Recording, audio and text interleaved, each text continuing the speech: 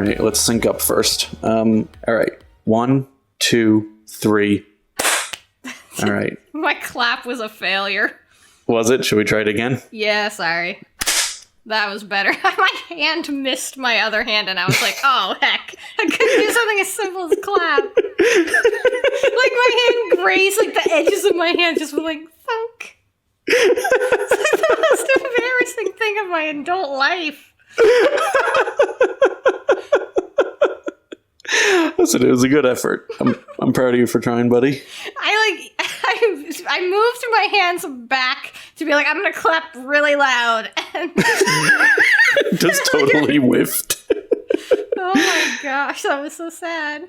Did I ever tell you when I was at like a minor league, or not even minor league, like whatever the lowest level of hockey in existence is, I was at a game here, and this dude was on a breakaway, and he had the puck, and he went back, and it was like just him and the goalie, and he fucking put the stick right up in the air for a wicked slap shot, and then he just smashed his stick into the ice and totally whiffed it. And you could hear everyone in the fucking stadium be like, oh.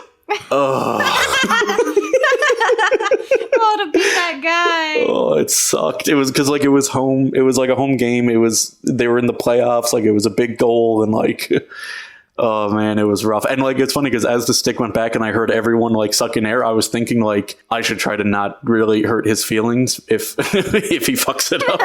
But then he fucked it up so bad I still couldn't help myself from being like, duh.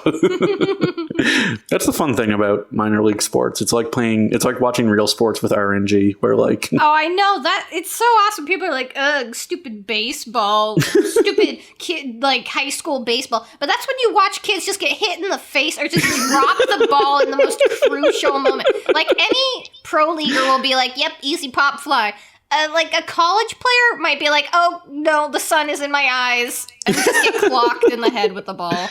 Exactly. Like, you know, in a regular game, if someone's that super, super far ahead, then you're like, okay, well, obviously, you know, they can't get back. Like, they're not going to make any giant mistakes to close that gap. But like in a stupid game for morons, they might. You never know. Oh my gosh, that reminds me. I don't like football traditionally, but one time I was just walking by, and it was college. It was Baylor and UT or something. It was Texas versus Texas in some like exhibition game, and it was like something ridiculous. It was like 30-something to nothing, and I was like, wow, that team's getting wrecked. And then Baylor starts scoring, and they bring it it's like in the last quarter, and they bring it all the way back and win. And I was just like, wait, I love football. What is this?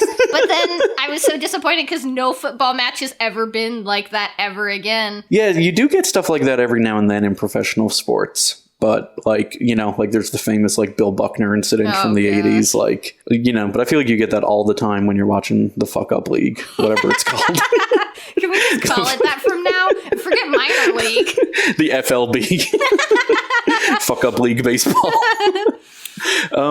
You know what else was humiliating and a complete fuck up was E3 this year. Oh, bro. That was the sickest transition I've ever seen.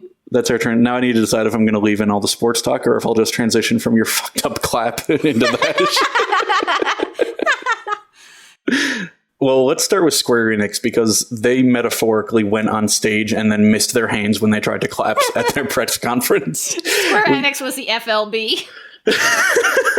No, they're FLG. Fuck Up League Gaming. Oh, gosh.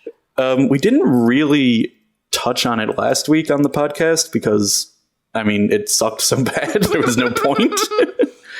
But actually, you know what? I'm going to look up our roundup of it real quick just to remind ourselves. Oh, just so you can feel a little depressed. Just remember what it's like to suffer.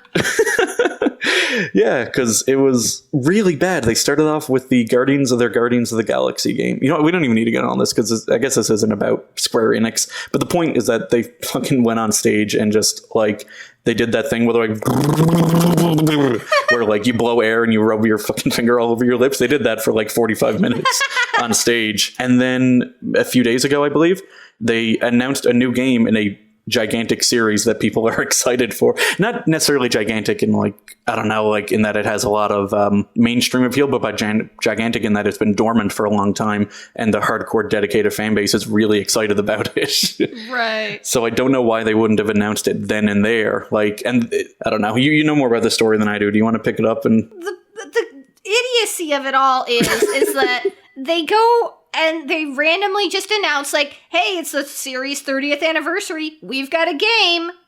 Bye. And which is that it's not like you had to wait. If that was what you were going to do, you could just do that on stage at E3 because they also announced an anime alongside it. So it's not like you had zero footage. You could have showed the anime, gotten people like, oh, Legend of Mana. I wish there was a new game in the Mana series. And they'd be like, boom, coming later, losers. And it would have made their E3 not good, but it would have made it like, oh, there's something. There's a glimpse of hope in this bleak Square Enix world.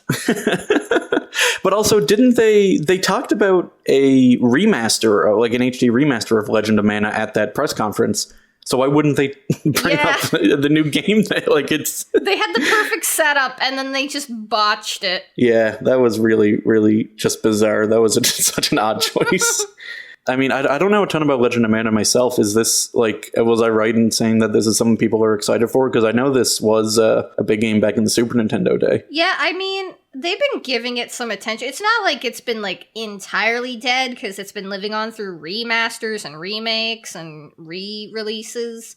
But this is pretty major, I would say, to anyone that, like, grew up with an SNES or PlayStation 1. Like, come on, it's Mana. Yeah, so I do wish there was more to talk about, in terms of details. They did kind of the Capcom thing where they just put up a black screen that was like, we're going to make a new Mana game, where Capcom did that with the Resident Evil Village DLC. Like, right, they just get, like, a laser pointer, and they just show the logo, and then they put new in Comic Sans above it. Basically. But that was exciting. That's kind of cool to see. Yeah. Kind of moving on from, like, post-E3, somewhat E3-related announcements, there was also the Smash Bros. Live stream today detailing Kazuya, I'm not sure you pronounce his name. And so he's coming now, tomorrow from when we're recording this. He should be coming out the day that we are recording this, so if you're hearing it, he's released. But they also announced a few Mii Fighter costumes alongside him, as they always do. And some of them are actually kind of interesting. It was Dante from the Devil May Cry series. It was Shantae, the Skyrim hero, just like generic dude that you see in promotional art. And who was the fourth guy again? Lloyd from Tales of Symphonia. Oh, okay. Oh, that's an obscure pull, isn't it? Like, well, I don't know if it's actually obscure because that was like the biggest Tales game on a Nintendo console. Plus, Bandai Namco was assisting so much in this Smash Bros. Development. It makes sense. Right. They include Tales. That does make sense. Yeah. Oh man, if Bandai Namco's behind it, you think they would put in the dude from fucking Dark Crystal or Dark Picture Anthology, the that dude they interviewed at E3 and then cut off mid-sentence. Oh my god, and the guy they dedicated their entire E3 press conference to. The singular game. Yeah, but the reason those are interesting is because at no point since the Mii Fighters were introduced on the Wii U has a Mii Fighter costume ever became a full-fledged fighter. So it is kind of Nintendo's way of eliminating potential from people's topic list or people's expectations, because the next fighter is going to be the very last one, which they went out of their way to reconfirm during this press conference. Yeah. So as of right now, they're saying there's no plan for a Fighter Pass 3 or one-offs, or, like the Piranha Plant was like a one-off DLC character they did that wasn't tied to any of the passes. Right, and that was like a here's what's to come more than anything. Yeah, because I think he was available day one. Yeah, it was like, I think if you pre-ordered, or there was like you could get him for free if you bought Smash at launch. Yeah, I think if you bought it before mid-January, you got him for free, and if not, you had to pay a couple bucks. But I feel like eliminating Dante and Shantae, yeah. Shantae isn't really one that I feel like was on many people's lists, but it's still a bummer.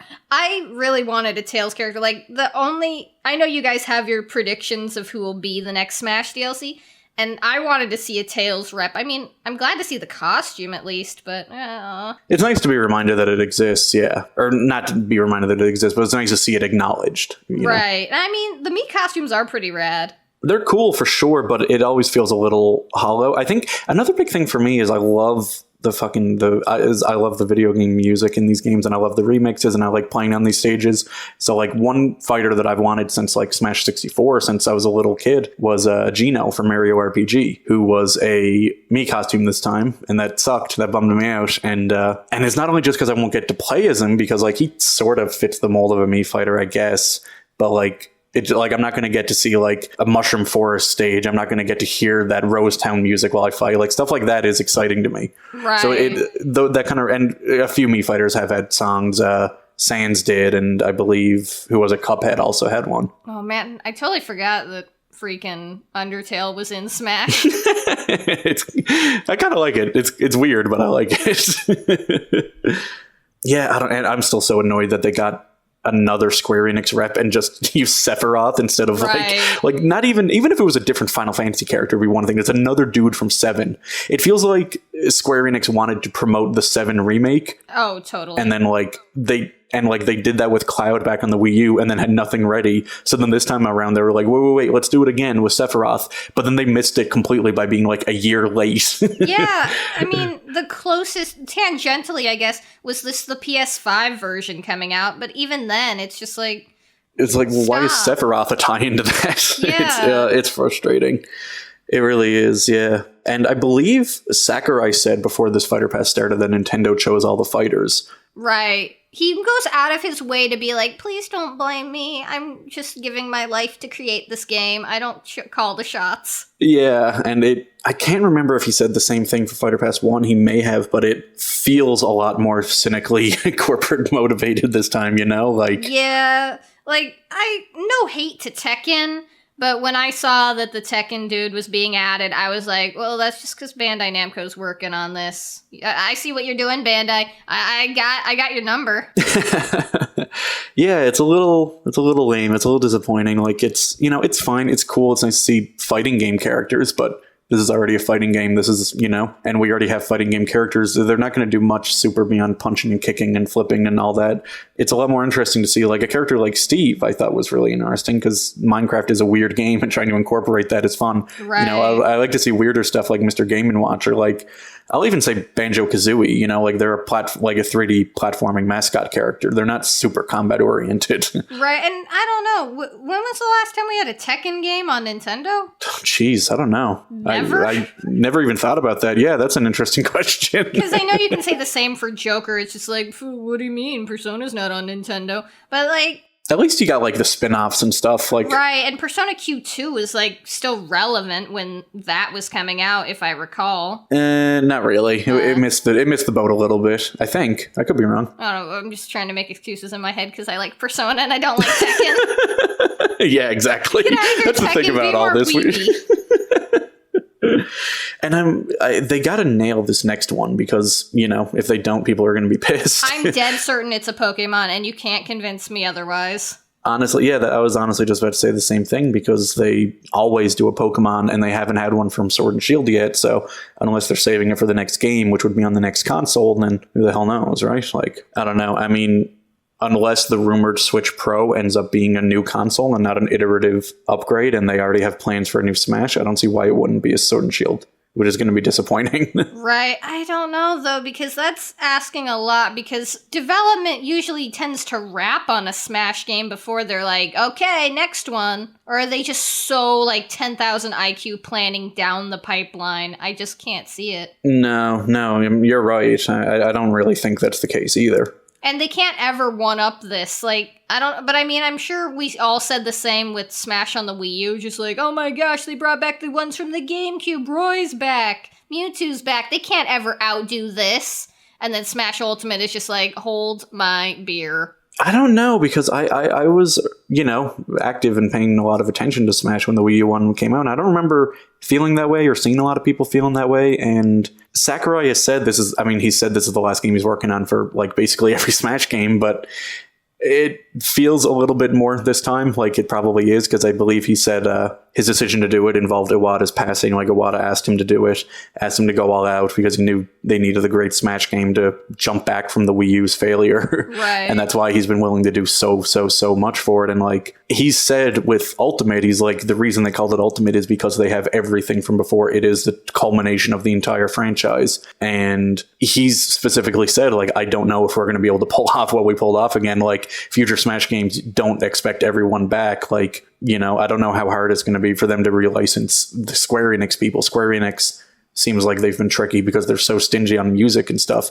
Konami is obviously a big hassle. Like, right. So I don't know. I don't know if they're ever going to get to this point again. And it's extremely likely that whatever the next Smash game is, because I'm sure this isn't the last one, but I think it's fairly likely it's the last one with Sakurai at the head of it. So who knows what the next one looks like. Right. Also, I just want to go back to Square Enix. I remember when Cloud was added, they were like, here's your 2 songs, you piddly fools. I want to know what they added with Sephiroth. Did they add any music? Like, what did they do? I checked because I was curious. It was a handful of songs. It wasn't very much. Wow. Look at Square Enix. And I believe they were all from 7 still. Like, you have 15 Final Fantasies. 15 of them, please. And 15 better franchises.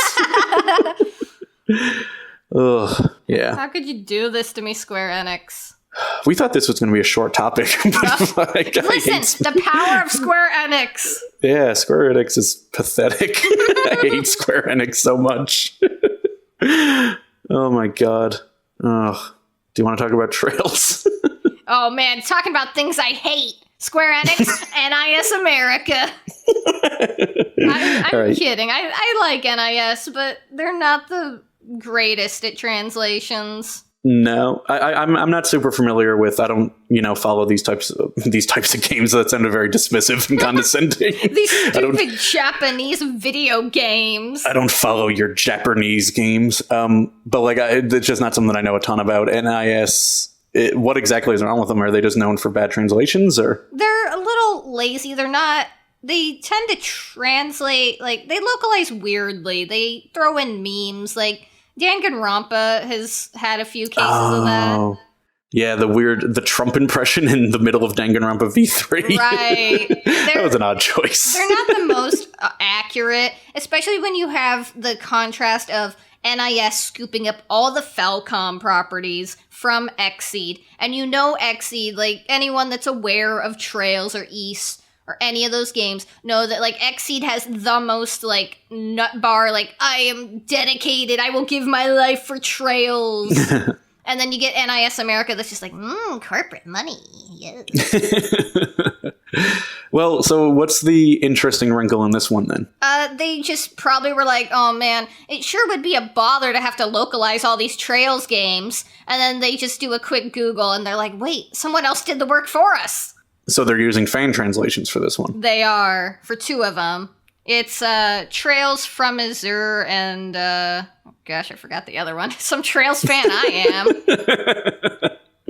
So that's kind of interesting, but it is weird to do. I mean, I don't know. I don't know how I feel about that, because I feel like I know that you have something against NIS America, and it's easy to be like, well, they're just, to meme on them as being lazy. But like, on the other hand, I guess I like the idea of fans doing community work and getting picked up by a company, like kind of like, what is it? Is it Dota was originally like a mod for some game on Steam, and then Steam, bought them and made them a real company. That guy, Durante or whoever who made the Dark Souls fix now gets paid to help with ports on games. So like, I like the idea of that happening. Yeah, especially because Durante works on the Trails ports for PC. Oh, does he? Yeah.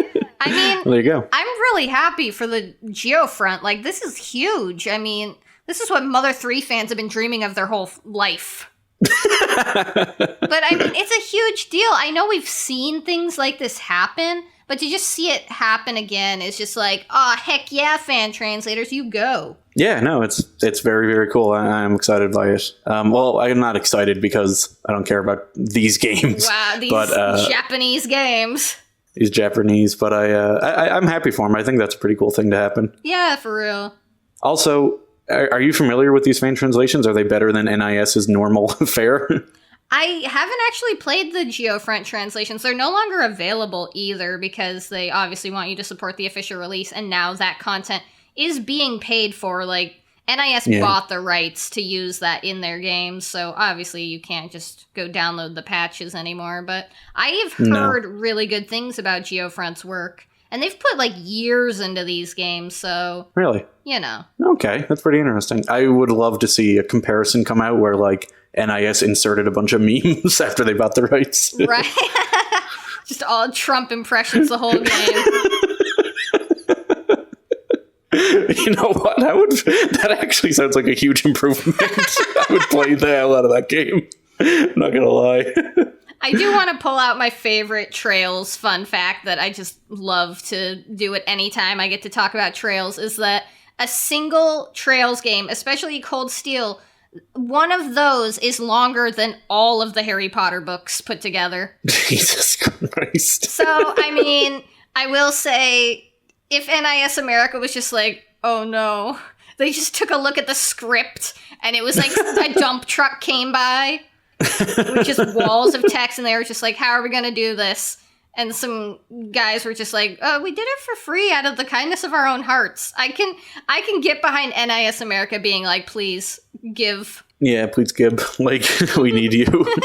I like the idea of NIS buying the rights to Trails without looking into how viable it was to translate. Like, they buy the rights, and then they're like, holy shit, what are we going to do with all this? Seriously, because that was the thing I always wondered, because NIS takes so much. They take so many little niche games that they translate, and a lot of these games are pretty small. Like, they're not huge games in scale. I feel like Danganronpa was their biggest ones they were doing for a long time, and then they just roll up and they're like, yo guys, we got Yeast and Trails, like two of the most verbose JRPGs, and they're just like, what do you mean our staff's already stretched thin? Yeah, maybe, yeah. I don't know, maybe that did happen then. Plan. Speaking of not having bright plans, fucking Jesus Christ. Quace in the Betzels. Speaking, not speaking, I can't speak, obviously. Just, fuck it. Back 4 Blood announced that Back 4 Blood is the... Left 4 Dead. The Left 4 Dead successor. Thank you. You take over. I've obviously fucking melted my brain. I don't know what's going on here. Incapacitated. Yeah, hold on a second. My brain just leaked out of my ear onto the couch. I gotta clean that up. Can you just do this story for me real quick while I go get a towel? So, Back 4 Blood is what we hope will be something comparable to a Left 4 Dead 3. But as more information comes out, people are starting to get a little unnerved, because the most recent news is that it's going to require persistent internet connection. Even if you're just playing around, you're not even playing with friends, you better darn well expect to be connected to the internet, because this is the 21st century, yo. Yeah, of course. And if you're thinking, well, what if I'm playing with friends locally? Can I connect to the internet? Can I do it offline then? The answer is no, because you can't play with friends locally at all. You can only play with them online. There's no split screen options right now. That is so many levels of annoying. Yeah, that's pretty stupid. I should clarify, locally might not be the right word to use, because they haven't said whether or not you can do a LAN connection, but I don't know how often those are supported anyway. And if you can do a LAN party, you can just connect online anyway. I saw people bickering about that in the thread, so I felt maybe I should make the correction, but I feel like everyone knows what I mean when I say you can't play locally. It means on the same TV or console or, system. Yeah, something that the original Left 4 Dead supported in, 2008. Yeah, exactly. On an Xbox 360 chugging along. Yeah, exactly. And it's not, obviously Left 4 Dead is intended for 4 players, but, having co-op, local co-op or offline play is still very helpful. It's still fun. At that point, why even support a single player mode at all? They might as well make it so you can only play if you have 4 people with you. Right. I will say, in Turtle Rock Studios' defense, they said they want to support local co-op feature, but they aren't launching with it, which is just well, how much did you love it then? Yeah, I don't know. And they also said, we'd love to look into offline possibilities in the future. And maybe I'm wrong, I'm certainly no game developer, but it seems to me removing offline possibilities is something you go out of your way to do, right? You don't have to do any special work to make sure your game can run offline. Right. Was Evolve online only? Are we seeing Evolve 2 and not Left 4 Dead 3? Was Evolve 2 like playable at all? Or not Evolve 2? Was Evolve anything only? Like, did anyone play Evolve? Evolve was suffering only. Like people are so worried about this game because Turtle Rock, well, I shouldn't say Turtle Rock botched Evolve. The point I was about to make is that a lot of people's issues with Evolve came from monetization and the carving up of content among various DLCs and the slow rollout, stuff like that, which are basically the business decisions. So I feel like a lot of that comes from the publisher, which is 2K, and they're being published by WB here, so it's not 2K, but it's maybe worse. Yeah, it's the shadow of war. They bribed reviewers to make their game good, even though it was a good game to begin with. And then they also were known for those little monetization loot boxes, like Assassin's Creed style, which I think were universally, not a single person in the world like that. And then they had to walk it back and were like, oops, we really screwed up on that one, huh, guys? Ha ha. Yeah, and then I remember they did a thing they screwed up that so bad there was a big controversy. They pulled out the loot boxes thinking that would make people like them, but the progression in that game had been so horribly screwed up that the game was based around it would take so long to do everything that you would get frustrated and pay for it. So then they pulled out the option to pay for it, but it still took people forever to get anything done, so nobody wanted to play the game anyway. Right. They completely broke the game top to bottom and then just tried to slap a Band-Aid on it. It's really a shame because I'm sure Turtle Rock, if they still have a lot of their people from their Left 4 Dead days, I'm sure they could make a competent game. But how much is the fault is on them, and how much of the fault lies with the publisher yet again? Yeah, exactly. From what we saw at E3 of Back 4 Blood, it looked fun. It was pretty interesting. I can't say it looked super different than Left 4 Dead, but that's fine. I'm happy with that at this point. We haven't had a Left 4 Dead in 12 years, I think, something like that. 11 maybe? I think, 11? And I loved Left 4 Dead. I played the hell out of that back in the day, so getting another one would be great, but what are you going to do? Try. Suffer like Evolve. I don't know. Turtle Rock is a studio I would like to see go independent somehow. I don't know how, maybe just, I don't know if they're owned by anyone or if they just make publishing deals, but if they went to crowdfund a game, I would support it because I would love to see what they do when they're not committed to some company. Right. Yeah, and another interesting thing about the Back 4 Blood situation is they tweeted this out a little over a month ago, and it didn't really get picked up in the news cycle until someone saw it and started talking about it. And then one outlet reports it, and another one, and it builds and builds and builds. Does it strike you as almost shady? I don't know if I want to say shady, but it's weird that they don't make that known. It was a tweet that went undetected for about a month, right? Right. That should have been a press. Obviously, you don't want to draw attention to it, though. If you are Turtle Rock, you're just get it out. Just hide it, bury it. I'm sorry, I misspoke. I said a month. I meant to say a week. It was about a week, but still, it was fairly under the radar, or at least, and this was around E3 week, so a lot of things got drowned out, I'm sure, but still, feels like they should have tried harder. That makes it feel even more intentional that they wanted to hide it by just kicking out a tweet during E3 week. Yeah. No wonder why it wasn't caught up by anyone. Yeah, exactly. Yeah, I don't know. Maybe I'm turning around on Turtle Rock. Maybe they are shady, because that was the Turtle Rock Twitter account. That was not Warner Brothers or anything like that. So right. Unless, again, you can always say they had, it was dictated from on high, but who knows? Yeah. Man, it was Left 4 Dead? What? Metal Gear.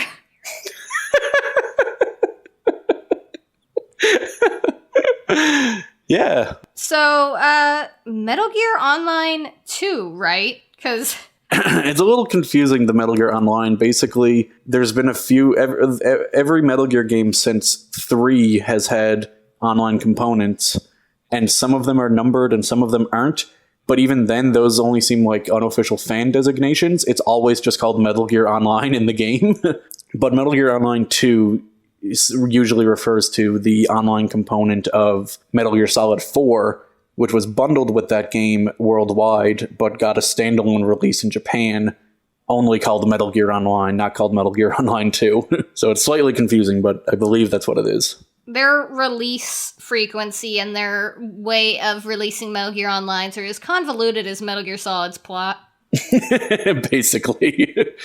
That's right. There was one, because I think the subsistence release of 3 had one called Metal Gear Online, but the original release, it was called Metal Lolly Lulelo Online.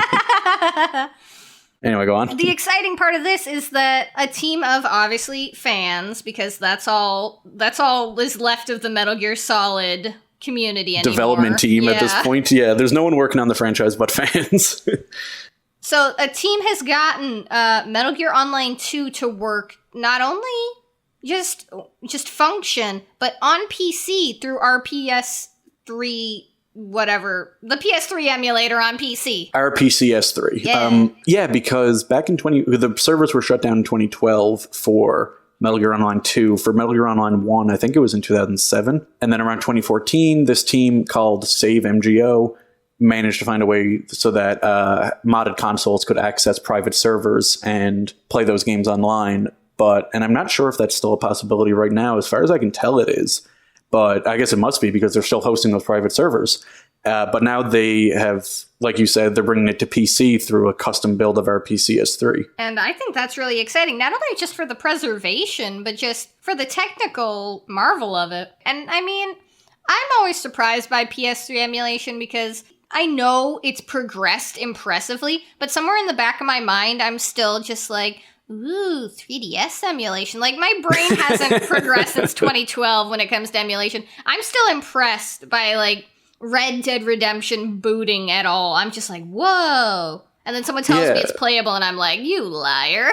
Yeah, no, like, people can play GameCube games on my phone, or on their phone, and I was like, I must have fallen asleep for 50 years. Like, I'm the fucking Rip Van Winkle of game journalism because I could not believe that you can play GameCube games on your phone. So the fact that you can emulate PS3 games to any degree is insane. I love how you worded that. Like, people are coming up to your phone and taking it away and just playing Dolphin, and they're just like, you thought that was your phone? No.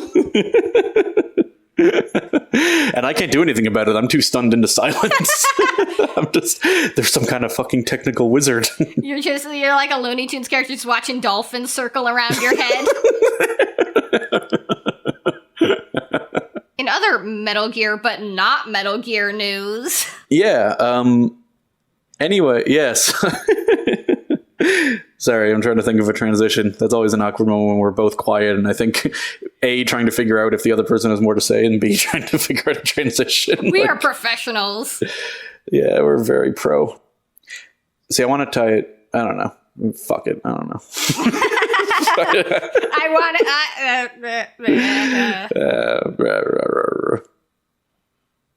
to...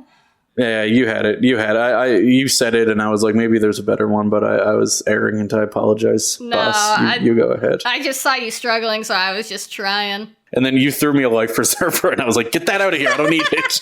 I can swim." And then I immediately drowned. That was quality move. That was fucking smooth. Betzel. Oh my God, no doubt. I've been doing this for nearly a year. I'm a goddamn pro. Anyway, speaking of the fact that nobody is working on Metal Gear or other Kojima properties, we spoke last week, not me and you, about the Blue Box Studios situation where there's this game that was announced a little while ago called Abandoned. And for various reasons, people believe that this is a conspiracy, or I shouldn't say a conspiracy. This is, another gag that Kojima is pulling, basically, that Blue Box Studio is secretly Kojima Productions, that the head of the studio, Hassan something, I can't remember his last name right now, is, a figurehead for Kojima, and there's going to be a big reveal that their horror game Abandoned is actually Silent Hill, or rather possibly Silent Hills. And, the conspiracy is kind of interesting. It's a lot of small coincidences. A few are significant, and then there's so many little ones that you're kind of like, I don't know, maybe like it's weird for there to be so many of these big ones. But a lot of them do also feel like it could be Blue Box intentionally playing into the conspiracies to build hype. But then Blue Box will come out and deny that they're Kojima and seem like they want to distance themselves from it. And then, but I mean, of course, when Kojima did this same trick with Phantom Pain, where he revealed that under the name of a fake developer and everything, they did the same thing. They denied that they were Kojima as well. So no one really knows what the hell is going on. Anyway, they were supposed to reveal their big game this week on Tuesday. They delayed it to Friday. And then on Friday, they announced they were delaying it all the way to August. So whatever's happening with this situation, we're not going to find out for another few months. I feel like that's a really dramatic delay, like all the way to August. Yeah, and it's not like all they were going to do. They said they were going to release a trailer app, and I don't 100% know what that means. Maybe it means people, and like again, this is the sort of like speculation that leads to conspiracies. People are saying like, well, what's a trailer app? And now people are comparing it to like, well, PT was a playable teaser. Is that a demo app, a demo trailer app, and then PT was originally released in August. So now people think maybe they're delaying it to, coincide with the original PT release. And like, it's hard to look at anything and not see these conspiracies, and like, again, they're coincidences, and maybe they're playing into it intentionally. Maybe they're not, who knows? But yeah, you're right. That is a very dramatic release, and it has gotten a ton of negative backlash because people are so wound up thinking that this is definitely Kojima, and now to do something that dramatic is kind of hurting them. Right. I don't want to follow it because I don't want to feel the horror for if it is or if it isn't Kojima, and this is just some random studio that's just like, here's our game that we're making. And then everyone's like, you're not Kojima, grr. How dare you? Because that is broke my heart. People are building it up to be like, seriously. And it could very well be Kojima. I mean, it's Kojima we're talking about. Anything is possible. Yeah, you can't put anything. I won't be surprised if fucking Back 4 Blood it turns out to be Silent Hills at this point. Like, I wouldn't be surprised if the last Smash DLC is Kojima. That'd be awesome. Dude, I really hope in the next Smash game they don't get back Snake, but they put Raiden in instead. Wouldn't that be amazing? That would be hilarious. Oh that would be the best troll of all time. That would be 10 out of 10. It would make me so happy. I don't know. I was disappointed mainly because, like, as much as I love Kojima and I would love to see Silent Hills or him to do anything with Konami again, like, I was really mainly disappointed just because I really want to know what's going on with this. Yeah, seriously, I just want an answer. And it's curious, too, seeing people like Jason Schreier and Jeff Keighley get involved at this point, too. Like, Jeff Keighley has denied that they're connected. Jason Schreier was digging into it and was, like, making tweets about it, saying how he thinks that they're the same for about a day or two.